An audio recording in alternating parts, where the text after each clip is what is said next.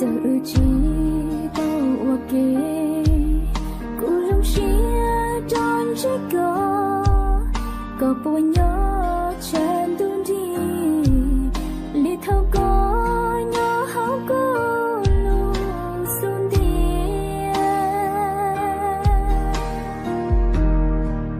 chỉ nuôi cho lo chỉ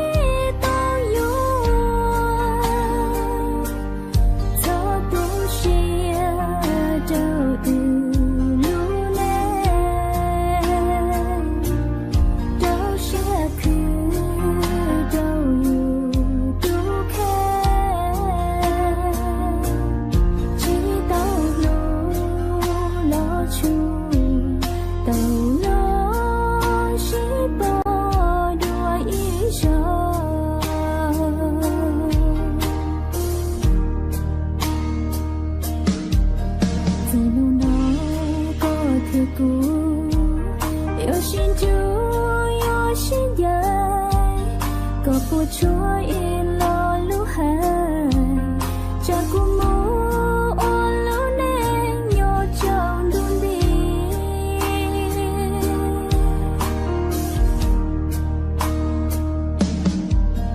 tự chỉ tao ok cú làm xia cho tao chỉ có họ có nhớ lúa lên gì liền thâu có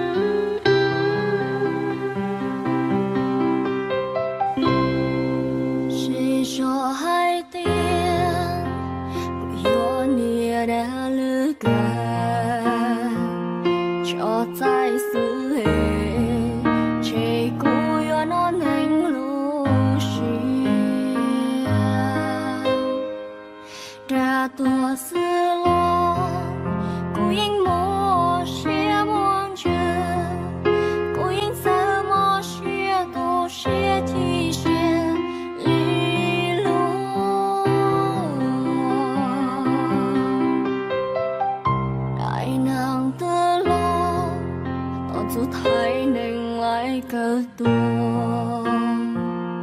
，đại nàng tự lo當做睇寧來個事，sau ninh đó chê cô lu nàng nhanh trong linh đời một phút cái lu say lo lo chi đâu khê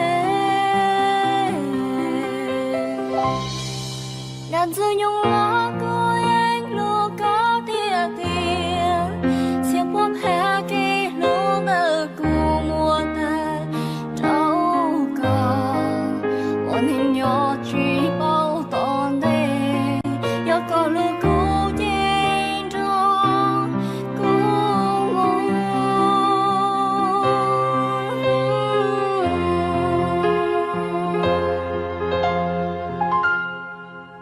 cho dài sự lo có những mùa xưa muôn trường chỉ sơn trâu dài dài để chỉ cô lu xưa muôn thầu bi to ta quyến tranh lu có lì cô thao cho cô tây thao tua cô tây vì cô luôn anh chúa mùa có xưa.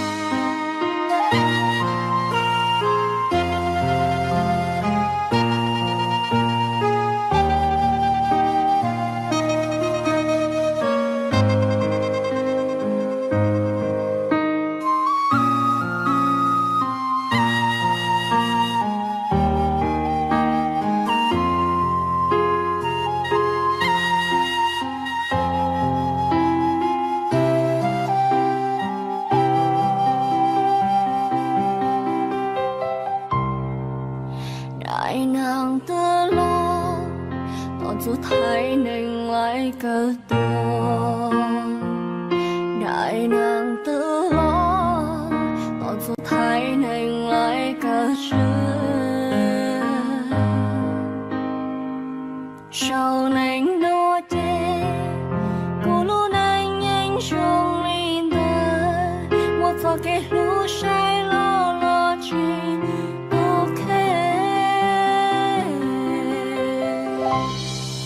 đàn dư nhung lo cô anh lu có tia tia xiêm bóp hè cái lu nở cô mùa ta đâu có ôn hình nhỏ chỉ bao tòn đê yêu có lu cô trên trong cô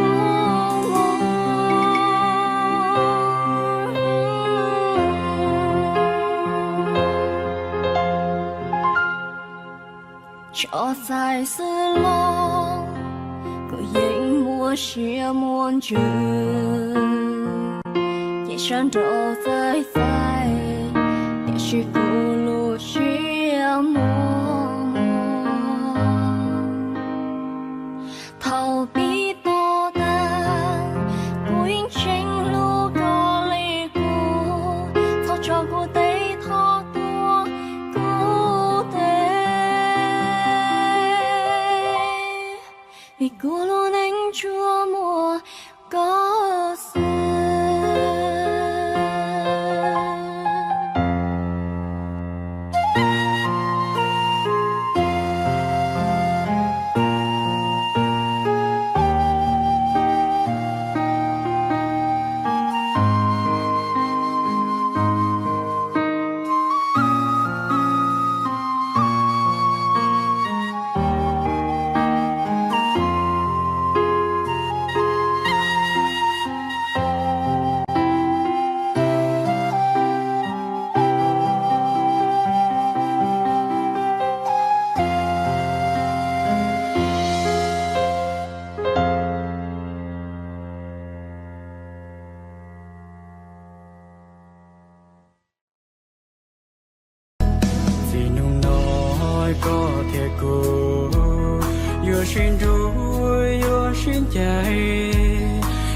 bộ chuối lo lúc hay cha cô mua lũ nên nhỏ sau tôn tiền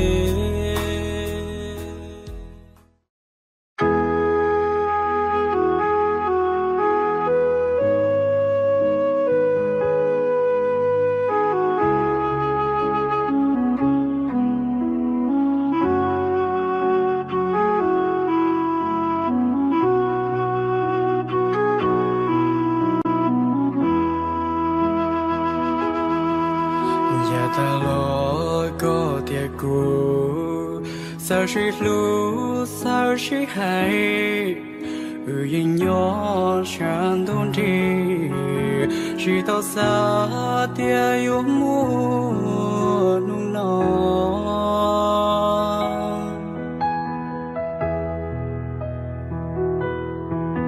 sao chỉ tao kể cú trong chia tròn chỉ có buồn nhỏ sáng tôn đi lì thao có nhỏ cú lu xuân tia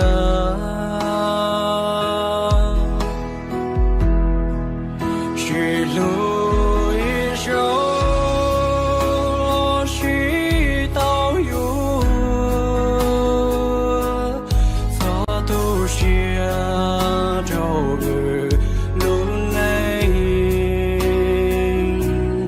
trâu chia cứ trâu dù tu khen chỉ tao lu lo chùa tao nó chỉ bỏ đuôi trâu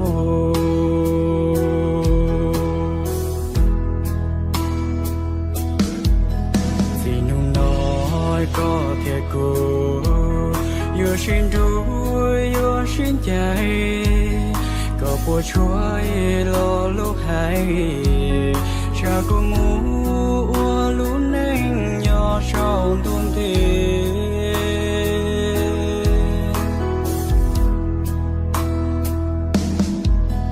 giờ chỉ tao kể cô trong chia tao chỉ có nhỏ lúa linh thi lì thô có nhỏ cú luôn mê xuân tia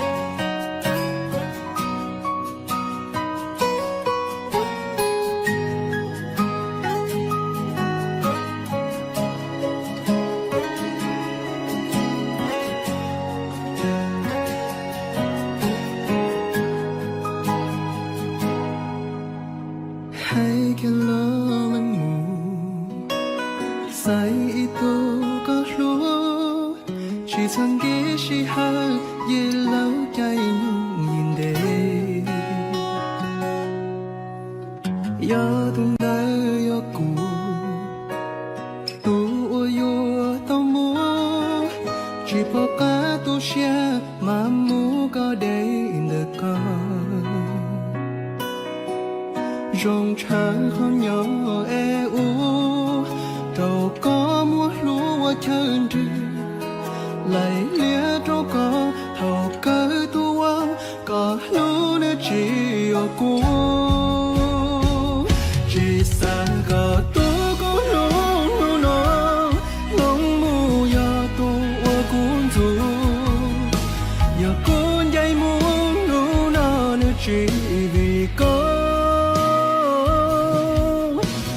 sẽ khó tao lá lũ con giờ kia ư tao lo ta in ra cây sứ lo trong lời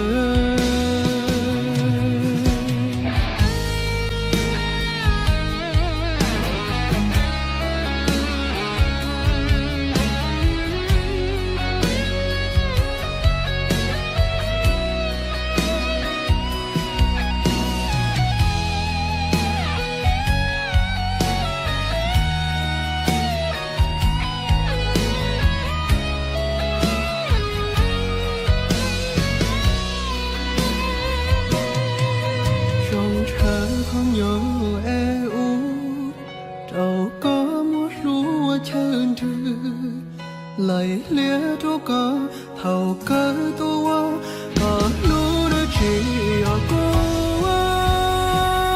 chỉ xa có tua có lúa nó lòng mu ya tua cuốn du ya cuốn dây muốn lúa nó nữa chỉ vì có rong sẽ khó tao lá lũ con giờ kia ư tao lo ta in ra cây sứ lo trong lời chỉ xa có tu có lúa nó lòng mu ya tu ở cuốn du ya cuốn dây muốn lúa nó nữa chỉ vì có rong sẽ khó tao lá lũ con giờ kia ư tao lo ta in ra cây sứ lo trong lời cô rong sẽ khó tao lá lũ con giờ kia ư tao lo ta in ra cây sứ lo trong lời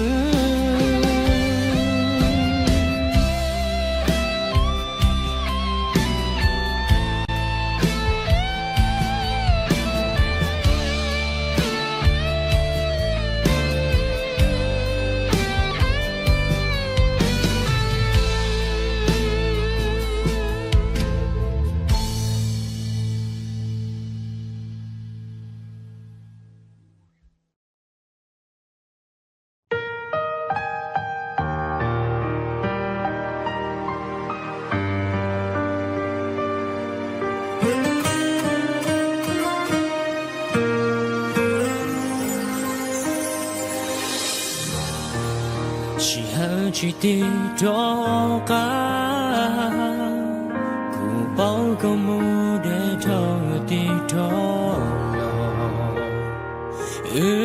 cho cái lũ cái tia chia lũ nó đâu lo mù yêu chúa chúa yêu lũ chỉ mong chia to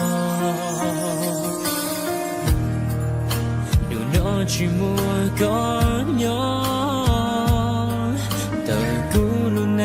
trong đi vị trí mua còn lũ của một thọ thiên chỉ tao xóa sáng thâu của xa gió nhọn cho vị trí mua con đã nó lãnh thứ hai tia nhớ tỏ cũ lãnh thứ theo lũ trâu cũ chia yếu trên chạy cũ mù cơ bộ bao thọ người chỉ hao cô chỉ mua cả nhớ đời cuối xa nữ rộng lý cha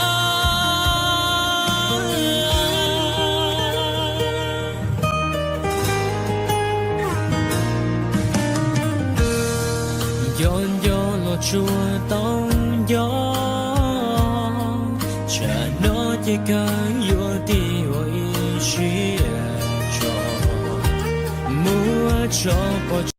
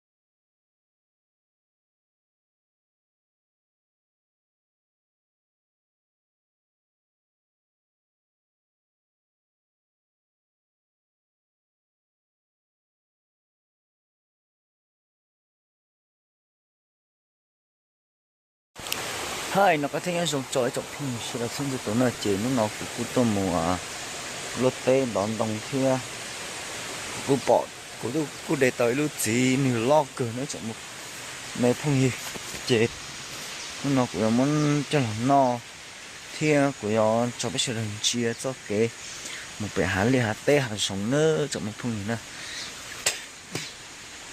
cũng như cho cái pha thia mình cũng dị cơ mùa hè đã nữa chọn một phong gì chỉ mà mình cho cái nó chỉ là chỉ pha hành đi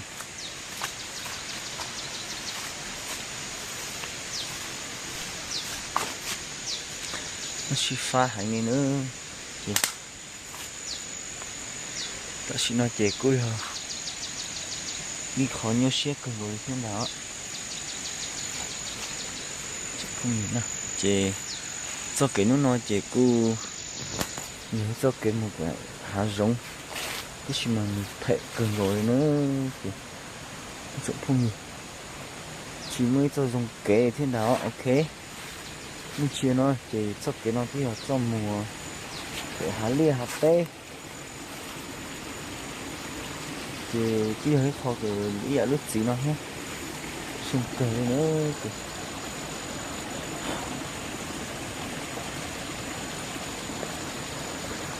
đơn số là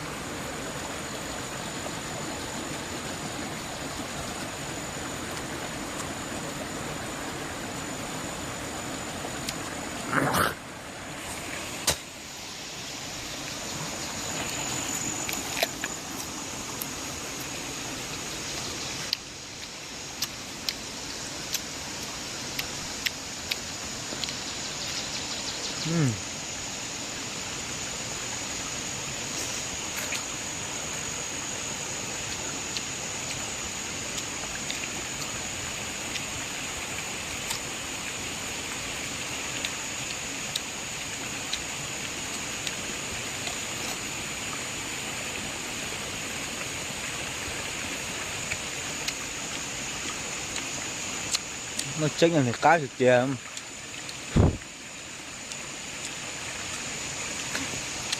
Cho kém mùng nữa cho này.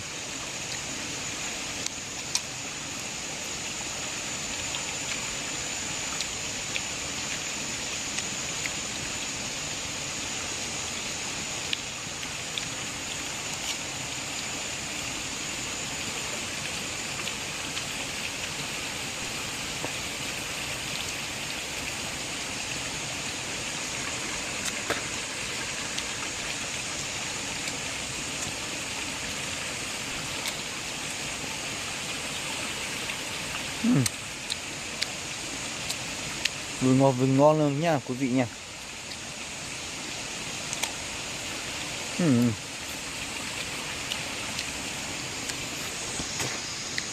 Nhiều muối quá nha.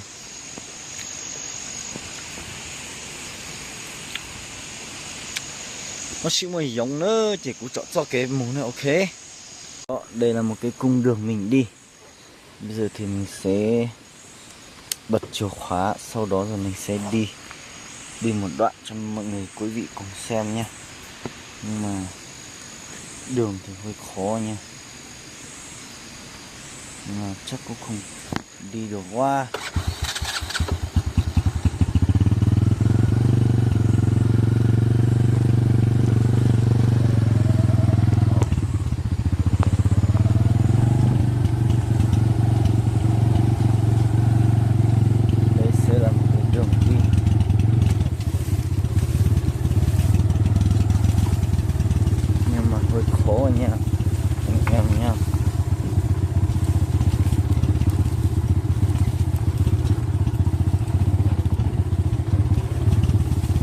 Đường này hơi khó đi nha, phải nói về tay lái nhiều nha quý vị nha. Đó, mình sẽ ở đây cho quý vị ngắm dưới này. Dưới này là một cái khung cảnh thì quá là ok nha. Đó, theo như quý vị đã thấy thì nó là một cái cung đường rất chi là đẹp. Còn đây là đường mình đang về, còn đây là xe mình.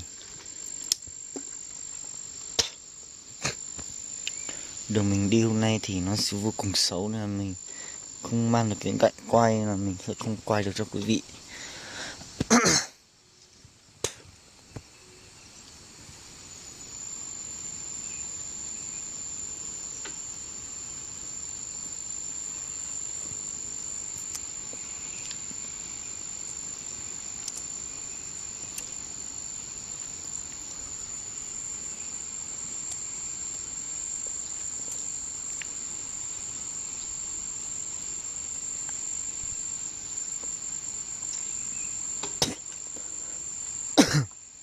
Đó, còn đường thì đường đây, đường mình phải đi qua.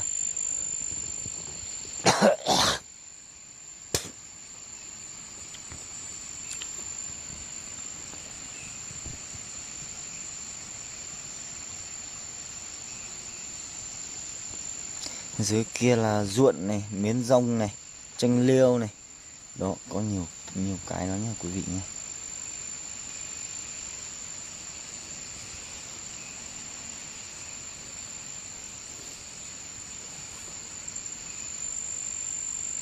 Đó, đây.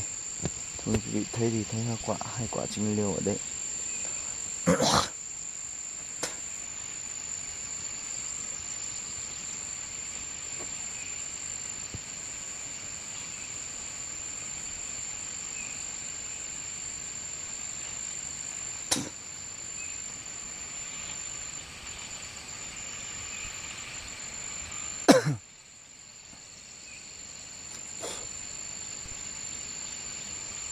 Đấy, đường mình đi đây quý vị, vô cùng xấu nha.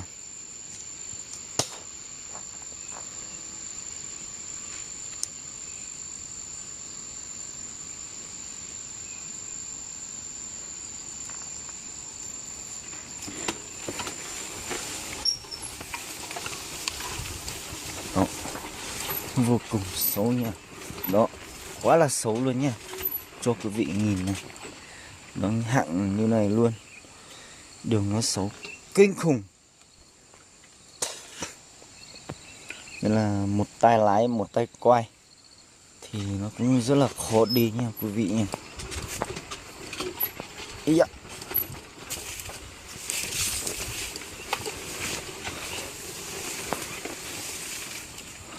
Nó rất là khó đi. Đó, một tay cầm máy, một tay sẽ quay, nhưng mà cái đường nó rất là khó đi nhá. Đó, thường quý vị thấy thì đây là một cái đoạn đường lên núi thì tương đối là vô cùng xấu xa luôn. Ui ạ, dạ, dạ, dạ, nó mà cháo đỏ thế. Thì tôi như quý vị thấy ấy,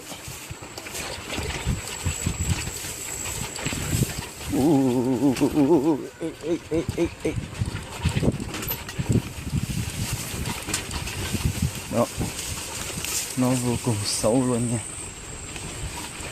Sẽ coi cho quý vị cùng xem. Đây là miếng rong nha. Đường thì vô cùng xấu luôn. Dạ, dạ, dạ, dạ, dạ. Đó, cho quý vị ngắm cái cung đường mình đi. Ui, nó xấu. Ui trời ơi, nó xịt vào đây rồi. Chả chính.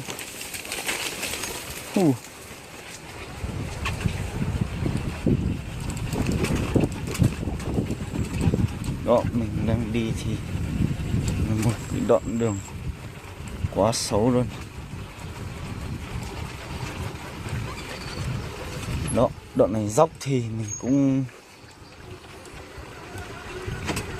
đó, ui ui ui ui ui ui ui, quá nguy hiểm luôn.